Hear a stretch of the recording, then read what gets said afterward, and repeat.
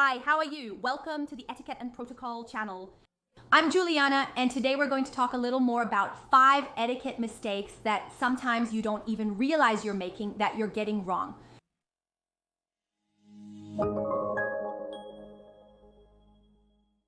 The first point, and in my opinion the most important one, is the behavioral aspect. Just because you like or dislike someone doesn't mean you should treat people with different preferences and treatments. Let me explain. You should always treat people well. So greet people when you talk to someone, look them in the eye, treat them with respect and say thank you. All of this should be normal parts of your daily behavior. However, it's natural that in our daily lives we like some people more, right? If you have affinities, preferences, for example, when you go to a family gathering, it's natural that you prefer a certain cousin or another cousin, that you prefer to talk to a certain uncle or aunt. That's completely normal. But we need to understand that we have to treat everyone well, right? So if you're at a gathering with friends, even if there's a big group and you have preferences for some people, you still have to treat everyone well. So treating someone well doesn't mean being their friend, okay? It's important for us to remember that the foundation of good behavior is respecting and being polite to everyone around you. Another point is that to show good behavior, you should always look someone in the eye when you're talking to them. Maintain good eye contact. It's very common when we're talking to people to look to the side, look down or look up. And your gaze is what shows the other person that you are really present and engaged in that conversation and exchange. So be careful when talking to someone not to maintain good eye contact. If you notice, this is one of the main mistakes people make when it comes to face-to-face behavior, and also according to etiquette rules. And along with eye contact, never forget to smile.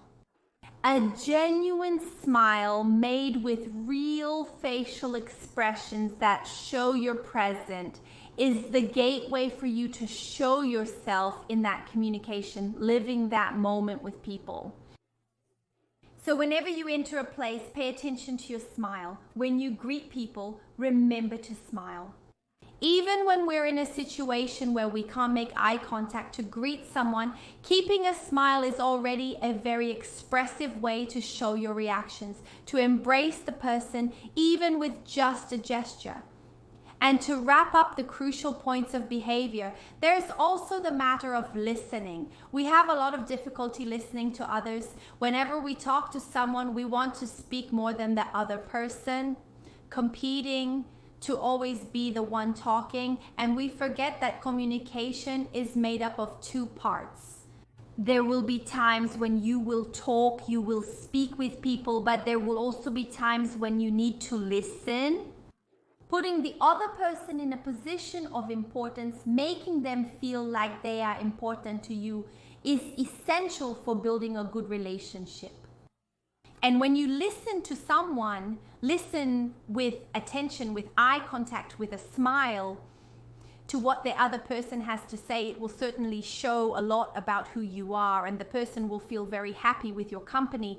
Your behavior will be seen as that of an elegant person, someone who practices etiquette every day, has good manners, and so on. The second aspect of etiquette, and we could even spend more time talking about this, if you want, I can make a video about this topic, is the issue of phone usage. So every time you enter a place, don't come in using your phone, messing with your cell phone, checking social media, scrolling through your Instagram feed. Don't do that. Make the moment the main focus in your life. The cell phone is not the most important thing in that situation. So put the cell phone aside. When you enter a place, leave it in your bag unless you're waiting for an important call. Wait a few minutes, and if anything comes up, you can return the call later. But entering a place with your cell phone in your hand makes people distance themselves from you. And those cell phone habits too, that we end up forgetting but are so common nowadays, like when you're with a group of friends or family and you spend the whole time on your phone, not even paying attention to what's being talked about. Right there in that group, what's going on? Of course, there might be times when you need to check your phone And if you need to do that, I suggest you step away from that group or that table, move aside so you can have your privacy instead of staying there around people using your phone while everyone is talking. This is a very common practice, and it's really uncomfortable for the people who are near you. So if you need to type on your phone, send a voice message on WhatsApp, or talk on your phone, step away. Let the people there be the center of attention, and of course, only step away to answer or use your phone if it's really something very important. Another crucial point regarding etiquette mistakes, which sometimes you don't even realize you're making, is really the issue of table manners. If you want to know a little more about table manners, if you want to know in more detail, I recommend that you check out our Etiquette and Good Manners course at the Etiquette and Protocol Institute. It will be the first link right below, and there you'll find a complete breakdown about table manners, behavior, and social etiquette as a whole. But moving on with our video, an important point is for you to know about the use of the napkin. Many times when you go to a restaurant or to someone's house, it's common for you to find a cloth napkin. This type of napkin should always stay on your lap, so don't discard this item or avoid using it. If it is presented to you, place it on your lap, and if you want, and the napkin is large, you can fold it in half. When you finish, you should always return the napkin to your left side, so never leave it in the center of the plate or anywhere else, just tossing the napkin there. Don't do that. And if by any chance you need to leave the table and come back, you can leave the napkin on the seat of your chair. Another point about table etiquette, which is one of the issues, main things that can happen to you and leave you confused, is about which utensil to use. Sometimes we're at a table with several utensils, several forks, several knives, there are many glasses, and we get confused about how to proceed. Well, the correct way regarding utensils is to start from the outside in. So the utensil that is farthest from you will be used first, and the one closest to the plate, closest to you, will be used last. All right? So always go from the outside in, so you can guide the meal process. Also remember to wait for others before starting your meal. For example, when you're at a restaurant with several people, if you've arranged to have lunch or dinner with a group of friends, ideally you should try to wait until everyone has been served before you start eating. Don't rush ahead of others. Just because your plate has arrived doesn't mean you should start eating right away. Take it easy. There's no need to do it that way.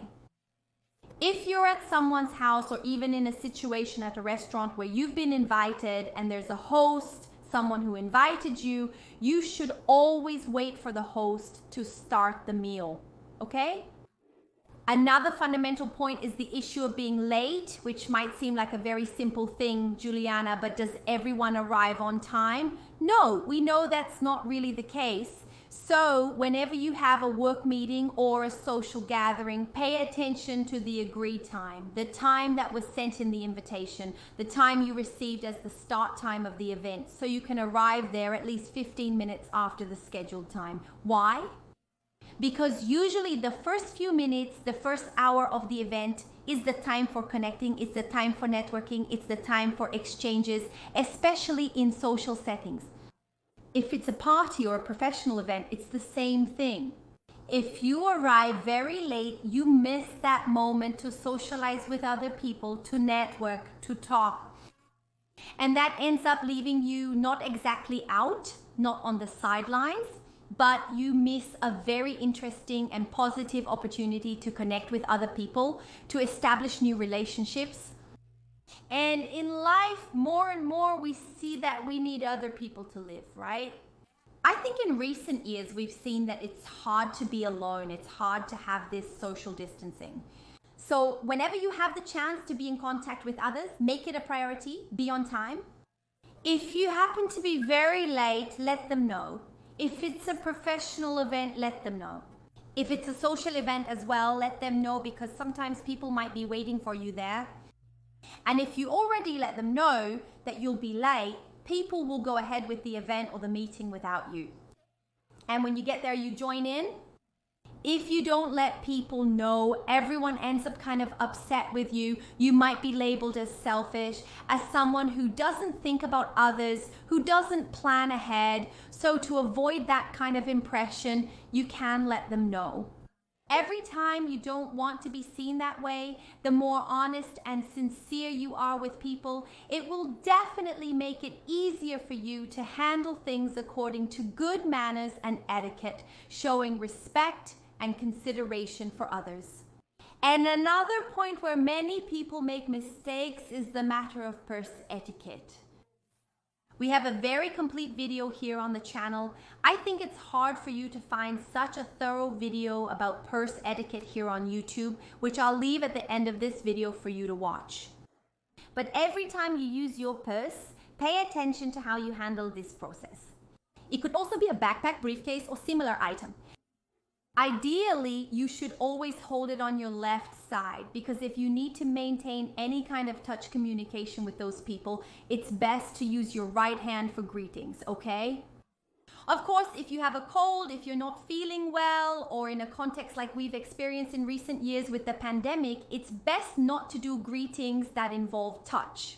Still talking about purses, be careful when leaving your purse behind your chair, because it can get in the way of movement in the restaurant. Sometimes you're at someone's house, you put your purse on the chair, then someone needs to get up, someone else needs to pass by, and your purse might fall. Something even worse could happen. The waiter could be carrying things and everything could fall on the floor. Anyway, for safety and protection, your own safety as well regarding your purse, don't leave it on the back of your chair. Put it next to you on an empty chair. Or if you don't have an empty chair, you can use a hook made for purses, or just keep it on your lap, okay? And if you want to know more about purse etiquette, I'll leave this video here on the side for you to watch next and enjoy all this content that's available for you here on YouTube. Now tell me, which of these practices that I mentioned in this video do you think we need to improve? Which one do you need to improve? Which one does society need to improve? Comment below, because your opinion is very important. That's it. Thank you so much, and see you in the next video.